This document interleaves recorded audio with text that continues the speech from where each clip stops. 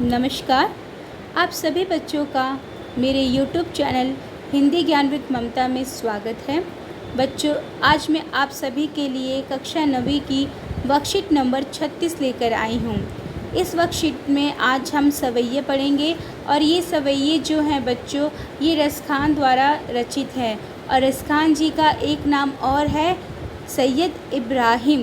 तो चलिए आज हम इनके बारे में पढ़ते हैं। इससे पहले की वर्कशीट में भी हम इन सवैयों की चर्चा कर चुके हैं और आज हम इसके आगे वाले हिस्से को पढ़ेंगे कि यहाँ पर कृष्ण भक्त रसखान अपने किन भावों को, विचारों को गोपियों के माध्यम से व्यक्त करने का प्रयत्न कर रहे हैं। रसखान जी कहते हैं कि मोर पखा सिर ऊपर राखी हो, गुंज की माल गरे पहिरोगी, ओढ़ी पितंबर ले लुकटी बन गोधन गवारिन संग फिरूंगी। भाव तो वही मेरो रसखानी सो तेरे कह सब स्वांग करूंगी। या मुरली मुरली धर की अधरारन धरी अधराना धरोगी। काननी दे उंगरी रहिबो जबही मुरली धुनि मंद बजे है। मोहिनी तानन सो रसखानी अटा चढ़ी गोधन गेहे तो गेहे। तेरी कहो सिगरे ब्रज लोगनी कालही कोई कितनो समुझे है। माई रीवा मुक्की मुस्कानी समारी ना जेहे ना जेहे ना जेहे। बहुत सुंदर पंक्तियाँ यहाँ पर। चलिए एक बार इससे जो अपरिचित शब्द हैं उनके ऊपर हम नज़र डालते हैं। और अपरिचित शब्द यहाँ पे क्या कहे गए हैं? मोर पखा यानी मोर का पंख, पीतम्बर यानी पीला वस्त्र, काननी मतलब कानों में, सिगरे मतलब सभी, गुंज की माल मतलब गुंज की माला, लुकटी मतलब लाकुटी मतलब डंडा या छड़ी, अटा मतलब अटालिका या कोठा, तेरी मतलब पुकारना। अब इसके भावार्थ को पढ़ते हैं। यहाँ पे क्या अर्थ दिया गया है इन पंक्तियों का, फिर उसके बाद हम इसके प्रश्नों पर चर्चा करेंगे। रसखान जी ने इन पंक्तियों के माध्यम से कृष्ण के प्रति गोपियों का अगाध प्रेम प्रदर्शित किया है। ठीक है, किसके प्रति रसखान जी कहते हैं? रसखान की इन पंक्तियों में क्या बताया गया है? कृष्ण के प्रति जो प्रेम है गोपियों का, उसको जो इतनी मतलब पूरा उस कृष्ण के प्रेम में जो गोपियाँ रमी हुई हैं और कृष्ण की सुध में ही हैं और उन्हें किसी और अन्य वस्तुओं की या चीज़ों की कोई सुध नहीं है, उस प्रेम को यहाँ पर रसखान जी जो है प्रस्तुत कर रहे हैं। एक गोपी अपनी सखी से कहती है कि कृष्ण मेरा प्रिय है और उसे प्राप्त करने के लिए तेरे कहने पर सारा स्वांग भर लूँगी। तो कहती है कि मोर का पंख अपने सर पर रख लूँगी, गुंज की माला गले में पहन लूँगी, पीला वस्त्र बदन पर ओढ़कर हाथ में लकुटी लेकर गोधन को ले ग्वालों के साथ वन में फिरूँगी। जैसी सखी की इच्छा वह सब करेगी, परंतु कृष्ण की मुरली को जिसको उन्होंने अपने होठों से लगाया था उसे अपने होठों पर ना रख सकती। फिर अगली पंक्तियों का भाव यहाँ पे बताया है कि गोपियाँ कहती है कि जब कृष्ण अपनी मुरली बजाएंगे तो वे उससे निकलने वाली मधुर ध्वनि को नहीं सुनेगी। वे सभी अपने कानों पर हाथ रख लेंगी। उनका मानना है कि भले ही कृष्ण किसी महल पर चढ़कर अपनी मुरली की मधुर तान क्यों ना बजाएं और गीत को क्यों ना गाए, जब तक वे उसे नहीं सुनेंगी तब तक उन पर मधुर तानों का कोई असर नहीं होने वाला। लेकिन अगर गलती से भी मुरली की मधुर ध्वनि उनके कानों में चली गई तो फिर अपने वश में नहीं रह पाएंगी। फिर चाहे हमें कोई कितना भी समझाए, हम कुछ नहीं समझ पाएंगी। गोपियों के अनुसार कृष्ण की मुस्कान इतनी प्यारी लगती है कि उसे देखकर कोई भी उनके वश में आए बिना नहीं रह सकता। इसी कारणवश गोपियाँ कह रही हैं कि श्री कृष्ण का मोहक मुख देखकर उनसे खुद को बिल्कुल भी संभाला नहीं जाएगा। वे सारी लाज शर्म छोड़कर श्री कृष्ण की और खिंची चली जाएंगी। बहुत सुंदर भाव है यहाँ पंक्तियों का। चलिए बच्चों, यहाँ पे मैंने कुछ शब्दों से आपको परिचय कराया। इसका भाव जो यहाँ पे दिया गया था उसे भी हमने अर्थ को, भाव को यहाँ पे पढ़ लिया। चलिए एक बार पुनः इसके ऊपर दृष्टि दौड़ाते हैं और फिर से पढ़ते हैं और मैं अपने तरीके से इसे स्पष्ट करने का प्रयत्न करती हूँ। थोड़ा सा शायद आपको अच्छे से एक्सप्लेन कर पाऊँ। रसखान जी कहते हैं ठीक है। रसखान के भाव में कृष्ण भक्ति कर रहे हैं और यहाँ पे गोपियों और राधा का माध्यम लेकर जो है रसखान अपने विचारों को, अपने भावों को, अपने प्रेम को, अपनी भक्ति को कृष्ण के प्रति समर्पित कर रहे हैं। और क्या कहते हैं कि मोर पंखा सिर ऊपर राखियो, यानी रसखान जी कहते हैं कि कृष्ण के प्रेम में रमी गोपियाँ और राधा क्या ये निर्णय लेती है कि हे सखी, गोपी कहती है उसमें से कि हे सखी तू कह तो मैं कृष्ण का सारा स्वांग रचूंगी। यानी जैसे कृष्ण दिखते हैं मुझे, कृष्ण इतने प्यारे लगते हैं, इतने प्रिय लगते हैं कि मैं उनका पूरा स्वांग यानी पूरा उनका नाटक करूंगी, पूरा रूप उनका रचूंगी। और उस रूप में वो क्या क्या करेंगी देखिए, जैसे कृष्ण का जो स्वरूप है, जो उनके वस्त्र है, पहनने का तरीका है, जैसे जिस लुक में वो नज़र आते हैं, जिस वेशभूषा में हमें नज़र आती है, उस सारे रूप को जो गोपियाँ हैं यहाँ धारण करने के लिए तैयार है। और अपनी सखियों से कहती हैं कि देख तू अगर मुझे कहती है तो मैं मोर पंखा, यानी जो मोर का पंख होता है सिर ऊपर रखे हो, जिस तरह कृष्ण अपने सर पर मोर पंखे को जो पंख होता है उसको जो है सजाते हैं, अपने बालों में, अपने माथे पर रखते हैं, उसी प्रकार से हम भी कृष्ण की भांति उस मोर पंख को अपने माथे पे सजा लेंगी। गुंज की माला गले पे पहरोंगी, और जो गुंज की माला जो है कृष्ण अपने गले में पहन के रखते हैं, उसी प्रकार से हम भी अपने गले में उस गुंज की माला को धारण कर लेंगी। ओढ़ी पीतम्बर ले लकटी बन गोधन गोवारिन संग फिरूंगी। जिस प्रकार श्री कृष्ण पीताम्बरी पहन के, हम सभी जानते हैं कृष्ण सांवले रंग के थे, और पीताम्बरी जब पहनते थे यानी पीले रंग के वस्त्रों को जब धारण करते थे, और फिर उसी प्रकार से हम भी जो है उन पीले वस्त्रों को धारण करेंगे। जिस तरह श्री कृष्ण पहनते थे उसी प्रकार से हम भी उसे पहन लेंगे।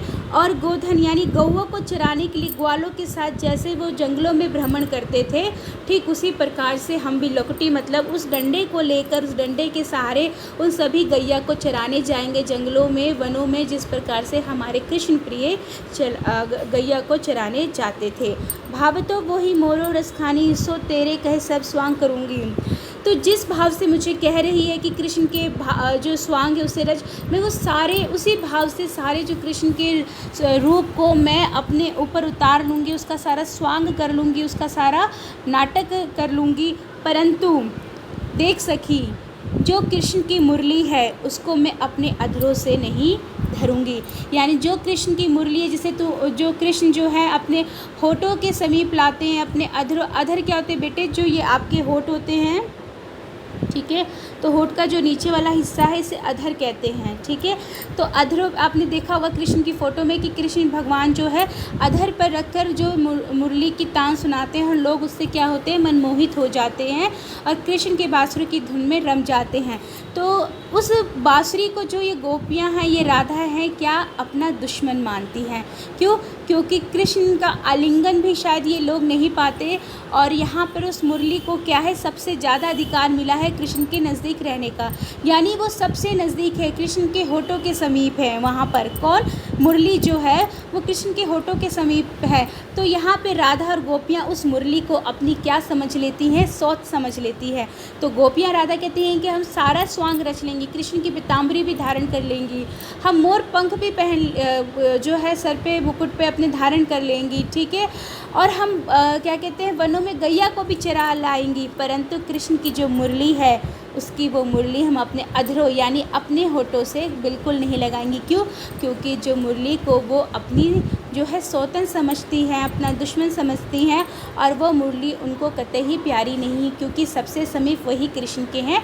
जो इस तरह से वो उनको देखकर, उस मुरली को देख के कौन सी भावना रखते हैं बच्चों, जेलिस की भावना उनके भीतर आ जाती है, इसलिए वो मुरली को अपने अधरों से नहीं धरेंगी। यानी सारा स्वांग रचेगी, परंतु मुरली, हम देखते हैं ना कृष्ण जब किसी बच्चे को बनाते तो उसको बांसुरी ज़रूर पकड़ाते हैं उसके हाथों में, ठीक है, और बच्चा वो नाटक में बांसुरी अपने होठों तक भी लेकर आता है, बजाने का नाटक भी करता है। परंतु गोपियाँ कहती हैं कि हम जो हैं, हम उसकी मुरली को अपने होठों से नहीं लगाएंगी, उसकी मुरली को अपने स्वांग में नहीं रखेंगी। उम्मीद करती हूँ इन भावों को आप समझ गए होंगे। अब आगे बढ़ते हैं।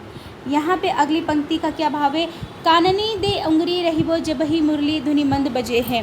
अब गोपियाँ और राधा कहती हैं कि जब कृष्ण की बांसुरी बजेगी तो हम अपने कानों को मूंद लेंगी, बंद कर लेंगी। काननी मतलब कानन में उंगली मतलब उंगली को देकर क्या है बंद कर लेंगी, ताकि मुरली की धुन जो है उनकी कानों में सुनाई ना दे। वो सुरीली धुन, वो मनमोहक बांसुरी की धुन उनकी कानों में ना सुनाई दे, इसलिए हम सब क्या करेंगे, अपने कानों को मूंद लेगी। ठीक है। मोहनी तानन सो रसखानी अटा चढ़ी गोधन गेहे तो गेहे। ठीक है। भले वो अपनी अटारी यानी छत पर चढ़ के, छत को अटारी कहते हैं, अट्टालिका कहते हैं, और हमारे गांव देहात में उसको कोठा शब्द से भी सूचित करते हैं। यहाँ पे कोठे शब्द को आप बच्चों गलत संदर्भ में मत लेके जाइएगा, छत को भी कोठे के रूप में सूचित किया जाता है। ठीक है। तो मोहिनी तानो सो रसखानी अटा चढ़ी गोधन गेहे तो गेहे, टेरी कहो सिगरे ब्रज लोगिन काली कहू कितने समझो हो। तो गोपियाँ कहती है, परंतु कृष्ण जब छत पर चढ़कर, अपने घर की छत पर चढ़कर उस कृष्ण की बांसुरी को बजाते हैं, तो जब उसकी मंद आवाज़ हमारे कानों में पड़ती है, तो हे सखी, ठीक है, हे मैया, हम क्या कहें कि हम जो है रोक कर भी अपने आप को रोक नहीं पाती हैं।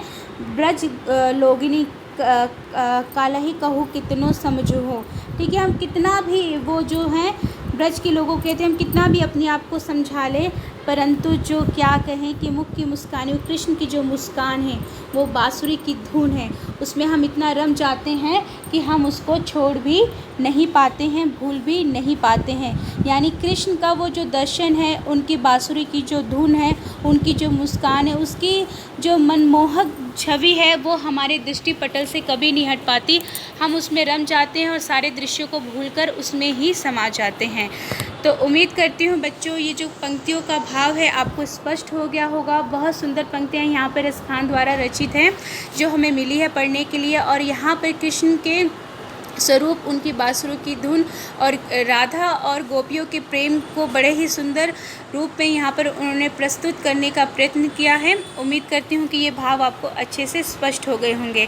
तो चलिए अब इससे जुड़े हुए जो प्रश्न हैं उन्हें देखा जाए, उस पर चर्चा की जाए। पहला प्रश्न है कि या मुरली मुरलीधर की अधरारन धरी अधराना धरूंगी में कौन सा अलंकार है। तो बच्चों इसमें जो है यमक अलंकार है। निम्न में से वन शब्द का कौन सा पर्यायवाची शब्द नहीं है। अरण्य, विहग, विपिन। यहाँ पे जो विहग है बच्चों, विह और कानन, कानन, ये तीनों शब्द तो आपके जो हैं वन के पर्यायवाची होते हैं, लेकिन जो विहग शब्द है वो पक्षी के लिए आता है, जिसे हम खग, विहग और पक्षी या अंडज के रूप में भी सूचित करते हैं। आगे बढ़ते हैं। गोपियाँ कृष्ण की कौन सी चीज़ नहीं धारण करना चाहती हैं। जैसे मैंने आपको अर्थ स्पष्ट करते हुए बताया था कि वो बांसुरी को अपना दुश्मन, अपना शत्रु या अपनी सौतन मानती हैं, इस वजह से वो सारा स्वांग रचना चाहती हैं, परंतु मुरली को जो है अपने होठों से लगाना नहीं चाहती हैं। अगला प्रश्न है, गोपियाँ कृष्ण की कौन सी चीज़ पर निछावर हुए बिना नहीं रह पाती और क्यों। ठीक है। यहाँ पर जो है गोपियाँ जो उसकी मुस्कान है, कृष्ण जी की जो मुस्कान है और उनकी जो बांसुरी की धुन है, उसको देखकर जो है बिल्कुल जो होता है अपना होश आवाज़ खो बैठती हैं। कितना भी प्रयत्न करे परंतु जो है वो उसके प्रभाव से अपने आप को नहीं रोक पाती है। अधरानन धरी अधराना धरूंगी पंक्ति से क्या तात्पर्य है। जैसे कि मैंने आपको स्पष्ट कर दिया था कि जिस प्रकार कृष्ण अपनी बांसुरी को होठों तक रखती है, तो उस बांसुरी को हम अपने होठों तक लेकर नहीं आऊँगी, सारे स्वांग रच लूँगी पर उसे नहीं लाऊंगी। क्यों? क्योंकि जो वो बांसुरी है उसे वो अपनी सौतन समझती हैं। तो उम्मीद करती हूँ ये आपको वीडियो अच्छी लगी होगी, आज की वर्कशीट आपको अच्छे से एक्सप्लेन हो गई होगी। यहाँ यदि कहीं कोई दिक्कत हो तो बच्चों आप कमेंट बॉक्स में मुझसे पूछ सकते हैं। इन्हीं शब्दों के साथ मैं वाणी पे विराम लगाऊंगी। वीडियो देखने के लिए आप सभी लोगों का, अब सभी बच्चों का बहुत बहुत धन्यवाद।